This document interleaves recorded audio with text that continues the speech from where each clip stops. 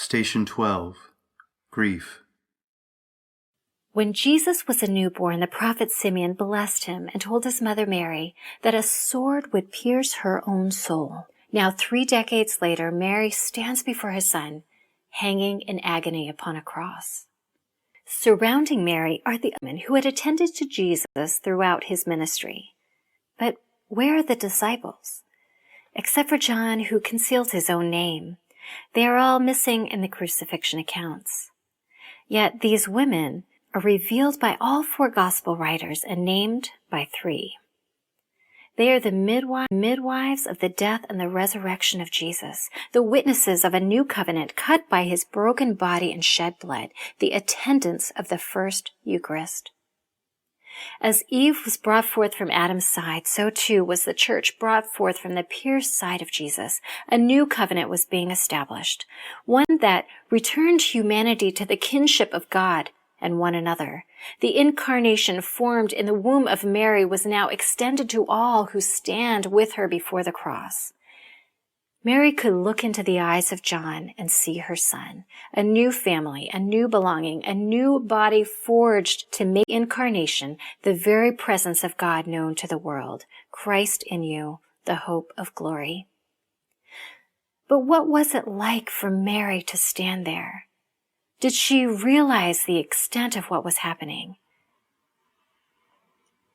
In his beautiful hymn of Mary, Ephraim, 4th century liturgist, sings, "The Son of God the Most High came and dwelt in me, and I became his mother. Just as I gave birth to him, a further birth too he gave to me, a second birth. He put on his mother's robe, a body, while I put on his of glory." The incarnate Word, given birth through her very own flesh and blood, now offered her a second birth through his own flesh and blood. And so every Eucharist, we return to the cross and stand among these women, and at their head, Mary, the mother of Jesus. And as the sword pierced her son's side, it pierced her own soul. She was asked to repeat the yes and amen that she uttered 3 decades before. "May it be done unto me as you have said. I am your servant." As you listen to this passage, imagine that you are the woman standing with Mary before the cross. The Gospel of John. But standing by the cross of Jesus were his mother and his mother's sister, Mary the wife of Clopas, and Mary Magdalene. When Jesus saw his mother and the disciple whom he loved standing nearby, he said to his mother, "Woman, behold your son." Then he said to the disciple, "Behold your mother." And from that hour the disciple took her to his own home.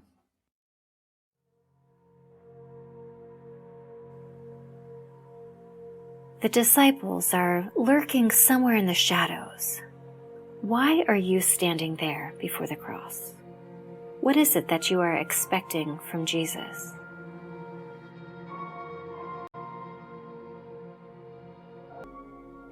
Despite Mary's grief and suffering, she was able to turn to John and say, "My son." In your own suffering, are you able to see Jesus in others? To be Jesus to the vulnerable? How might Jesus be asked for others?